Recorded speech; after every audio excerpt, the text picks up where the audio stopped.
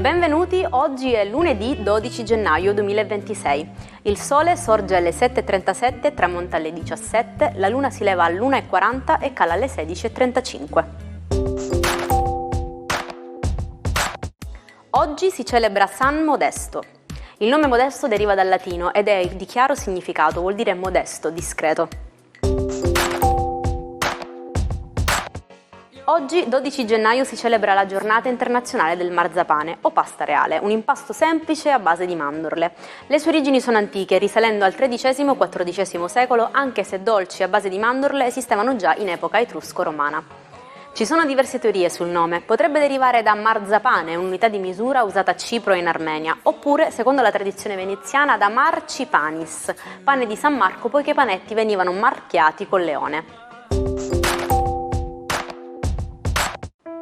Jeff Bezos, il fondatore di Amazon, compie oggi 62 anni. Considerato l'uomo più ricco del mondo con un patrimonio di circa 200 miliardi di dollari, si dedica a numerosi altri progetti, tra cui la filantropia, il giornalismo e l'esplorazione spaziale.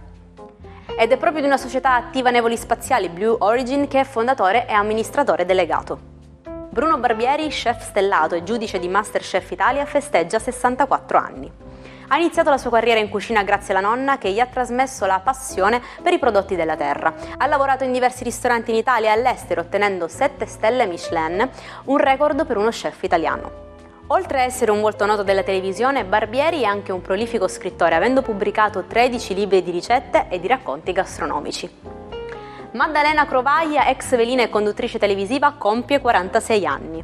Ha debuttato in TV nel 2002 come velina bionda di Striscia la Notizia insieme ad Elisabetta Canalis e da allora ha partecipato a vari programmi, tra cui Paperissima Sprint, Colorado e Pechino Express. Nel 2011 ha sposato Steph Barnes, il chitarrista di Vasco Rossi, da cui ha avuto una figlia. La coppia si è separata però nel 2017 dopo 6 anni di matrimonio. Il 12 gennaio del 1985 un'ondata di gelo investe l'intero continente europeo, ma anche l'Africa settentrionale. In Italia molte località registrano alcune tra le temperature più basse della storia, battendo i primati del 1929 e del 1956. A Firenze la minima scende a meno 23,2 gradi. Roma è sotto la neve, ma anche gran parte dell'Europa occidentale viene interessata da questa eccezionale ondata di freddo. La guida Michelin nasce nel 1900 grazie a 2 fratelli francesi. L'idea è quella di regalare a chi acquista i loro pneumatici un libretto che indichi le stazioni ferroviarie, le farmacie e gli hotel lungo il percorso. La svolta avviene quando alla lista si aggiungono ristoranti e le famose stelle. Il 12 gennaio del 1976 muore una delle maggiori scrittrici della letteratura mondiale, Agatha Christie.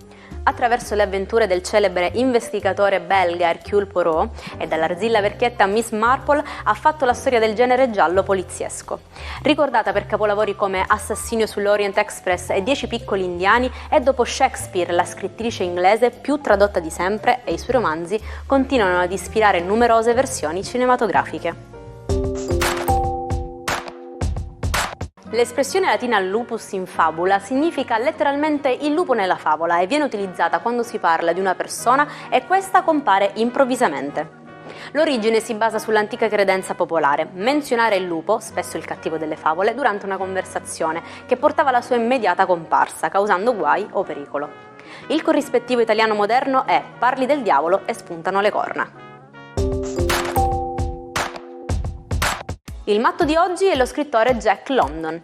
Abbandonato dal padre e con una madre irresponsabile, cresce in precarie condizioni economiche e abbandona gli studi. Studia dunque da autodidatta e soprattutto scrive.